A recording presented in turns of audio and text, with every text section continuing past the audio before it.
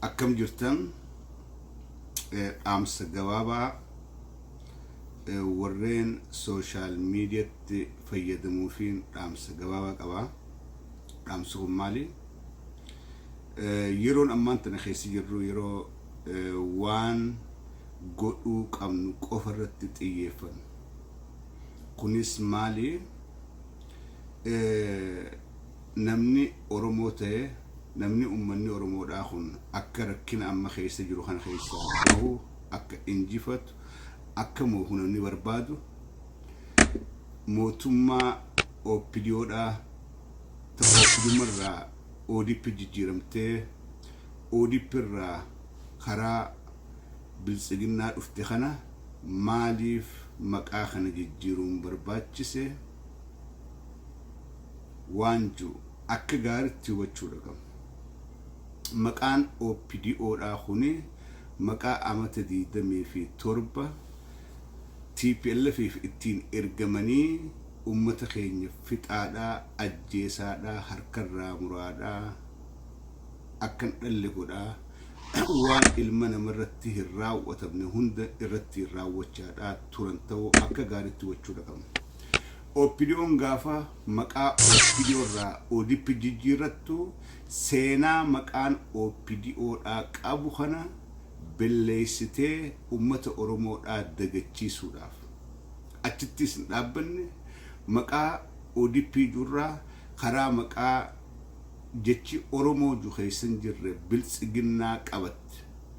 Kana OPDO'n waa lamaaf gooti.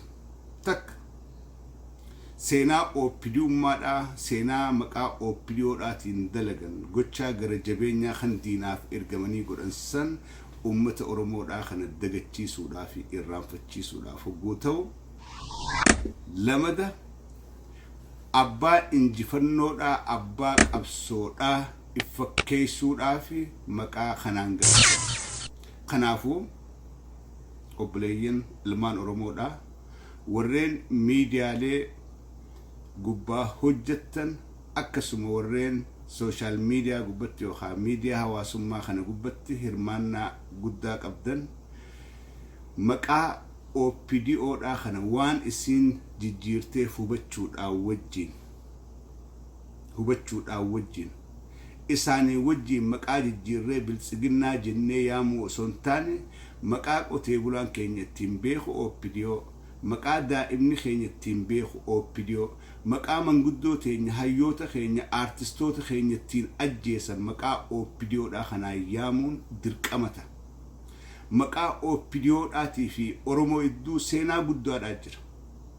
OPDO'n amata 27 dabre ol aantummaadhaan namaan nu ergachaa ture. Nuti hidhuu malee baasuu hin dandeenyu.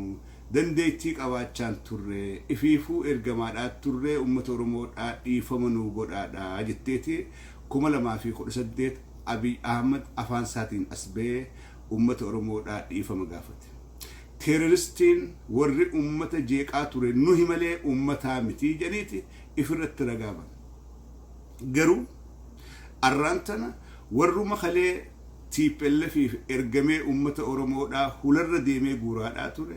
Guursisaadhaa ture, qotee bulaa keenya buqqaasisaa ture, ummata keenya saamee saamsisaa tureetu arraantanaas waan kalee TPLF jala godhaa turan irra caalatti daran hammeessanii ummata keenya irratti hojjechaadhaa jiran.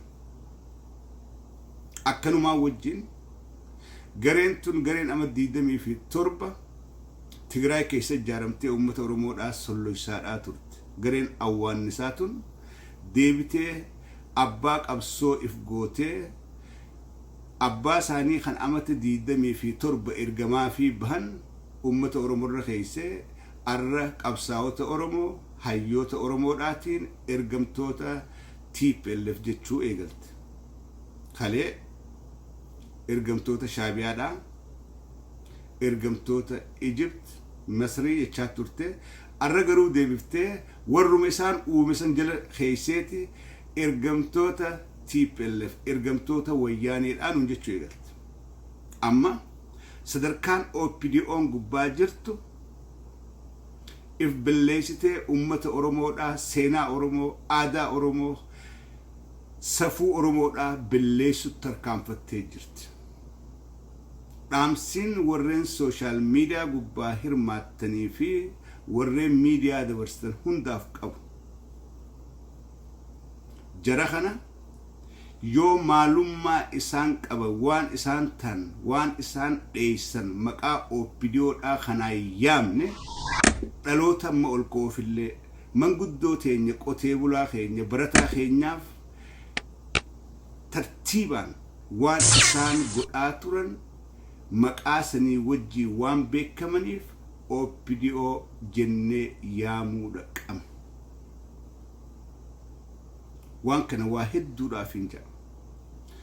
OPDO maqaa kana maa baqatte waan dura gabbuu isaatti yaada. Maqaa kana jijjiirummaa feese maqaa kana maa baqachaa jiran. Karaa biraatiin OPDOmmaa qofa osoo hin taane maqaa Ihaadig juus jijjiirtee jirti OPDOn. Maqaa lameen kana waliin baqachaa jirti.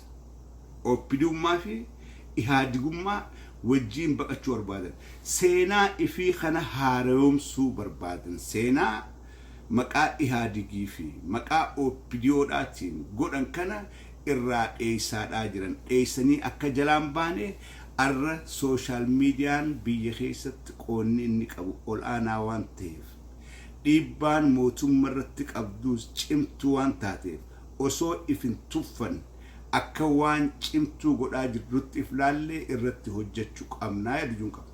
Karaa biraatiin dhaamsi lamadaa itti faayidaawwansa sooshaal miidiyaadhaati. Sooshaal miidiyaan kun yeroo ammaan yeroo hunda sooshaal miidiyaan yeroodhaa wajjin deema. Oromoodhaaf sooshaal miidiyaa yeroo ammaan tanaa kana bakka irratti wal arrabsan, bakka ifii wal afaan deebinee irratti wal nyaannu, bakka itti wal saaxilu, bakka itti waan safuu waan aadaa teenya keessan jirre waliin jennu osoo hin tahin garaagarummaa qabnu wajjin waliif kabanyee fookasiin keenya guddaan karaa diina keenya guddaadhaa ta'uu qaba. Ijoolleen sooshaal miidiyaa kana taphaaf yookaanis hanjamaadhaaf seentan. Hanjamuun rakkoo takka illee hin qabu. Garuu wal afaan deebinee walitti hanjamuu osoo hin taane diina gamtaadhaa diina Oromoo tana hundaa diina gamtaa kan qabnu kanarratti xiyyeeffachuudha qaba. Arraba xixiqqaa hin fakkaanneen osoo hin taane chaalenjii isaan godhuudhaan wajjin waan dubbannu ragaadhaa wajjin fiduudhaan ragaadhaa wajjin dhiheessuudhaan irratti hojjennee jara kana godatti galchuu qabna ofirraa buusuudha qabna. Duulli keenya karaa hundaan garas deebi'uudha qaba. Aarii yeroodhaatiif wal afaan deebinee wal nyaachuu mufii yeroodhaatiif wal afaan deebinee wal nyaachuun hin barbaachisu. Dhaamsa lameen kanaan dabarfachuu barbaade fayyaa ta'aa na daawwachuu keessaniif galatooma.